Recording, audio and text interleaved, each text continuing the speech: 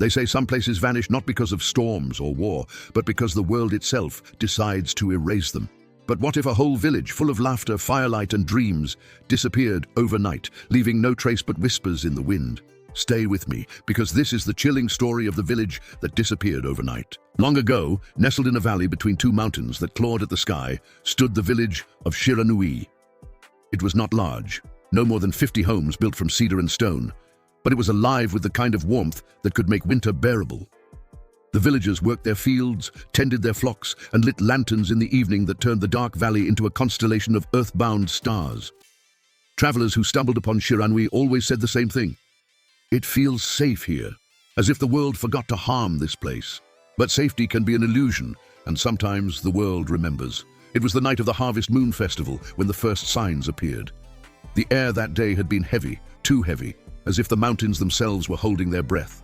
Children ran through the streets with masks shaped like foxes, elders poured rice wine into carved cups, and musicians plucked strings until the notes danced with the smoke of roasting meat. Yet beneath the joy, there was unease. Birds had not returned to their nests that afternoon. Dogs barked at shadows no one else could see. At the center of the festival, a girl named Yume noticed the silence first. She was only 12, with wide eyes and hair tied in a crimson ribbon, but she was sharper than most.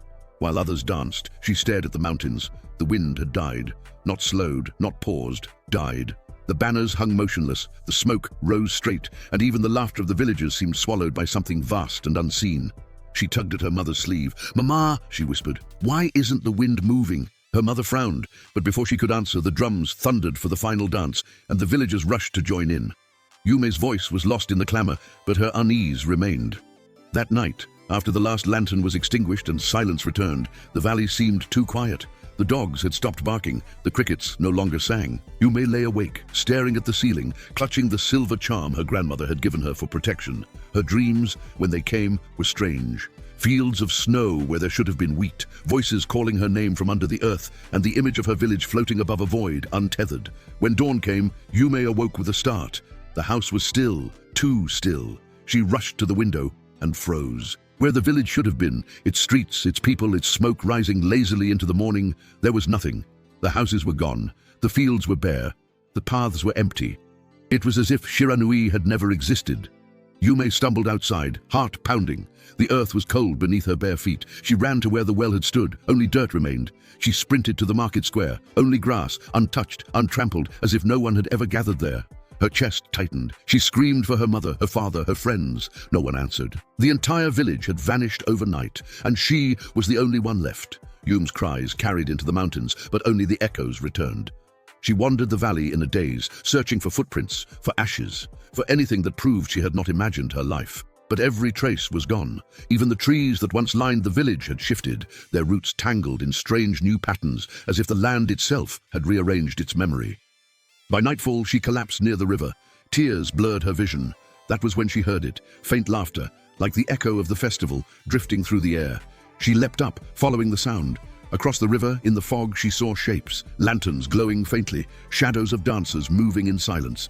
"Papa! Mama!" she cried, stumbling toward them, but when she crossed, the lanterns flickered and vanished, leaving only the sound of rushing water. Yume fell to her knees, trembling. That night she slept under the trees, clutching her charm so tightly it cut her palm.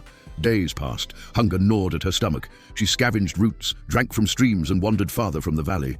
Yet wherever she went, she felt watched. At dusk, she heard whispers carried on the still air, her name, repeated softly, as if the voices of the vanished villagers followed her. Sometimes, in the corners of her vision, she thought she saw them, faces half-remembered, reaching out. On the 7th day, Yume encountered a traveling monk. His robes were frayed, his sandals worn, but his eyes glowed with the kind of knowledge that was both gift and burden. He listened as she poured out her story, her words tumbling with desperation. When she finished, he nodded solemnly. "I have heard of such things," he said. "Villages erased, not by fire or flood, but by silence. Some say the land grows tired of holding them. Others say the people bargain with forces too old for memory. What remains is never more than a shadow, or a child who slipped through the cracks of forgetting." "Why me?" Yume whispered. "Why am I still here?" The monk studied her charm. It was simple silver, etched with runes older than the kingdom. "This," he said, "may have anchored you when the thread was cut.